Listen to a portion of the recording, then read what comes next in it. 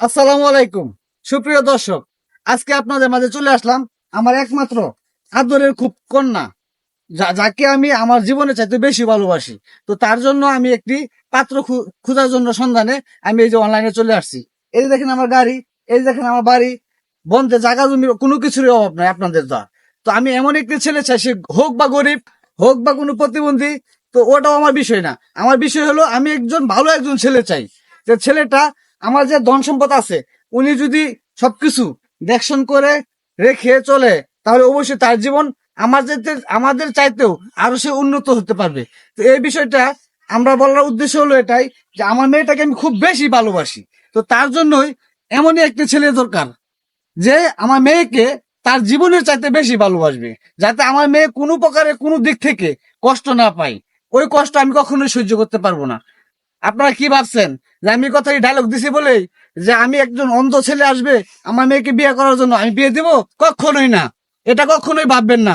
কারণ আমি ফকির বংশের ফুলাবান না, আমার মেয়েও ফকির ফকির ঘরের কোনো সন্তান না, একজন কোটিপতির ঘরের সন্তান।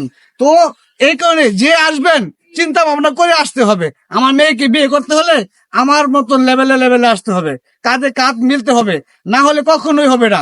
এটা একবার চিন্তা করে দেখবেন।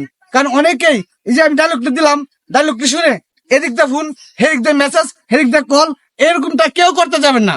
কারণ একবার ভাবতে হবে যে আমি কোন শ্রেণীর লোক আর আপনি কোন শ্রেণীর লোক।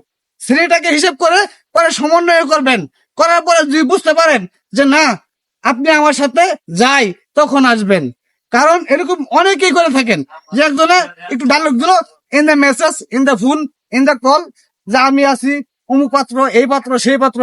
এটা কখনই করতে যাবেন না। কারণ আমার মেয়ে কে যে বিয়ে করতে চান, তার উপযুক্ত লাগবে, সে ওইরকম উপযুক্ত একজন ছেলে লাগবে, ভালো একজন ছেলে লাগবে। গাঁজাখুর, মদখুর, এরকম কোন ছেলে আমার দরকার নাই। তো যাই হোক, আমার মেয়েকে বিয়ে করতে হলে সেরকম উপযুক্ত হয়ে যে আসবেন, উপর দিয়ে হেলিকপ্টার নিয়ে, আমি এরকম উপযুক্ত ছেলের কাছে আমার মেয়েকে আমি উঠিয়ে দিব ইনশাল্লাহ। তো সবকিছু মিলে যদি ভালো লাগে, ভিডিওটি শেয়ার দিবেন এবং লাইক কমেন্টস দিয়ে সবসময় পাশে থাকবেন, যেন আমি আমার মেয়েটাকে শেষ পর্যন্ত বিয়ে দিতে পারি। ধন্যবাদ সকলকে। আসসালামু আলাইকুম রহমতুল্লাহ বারাকাতুহু।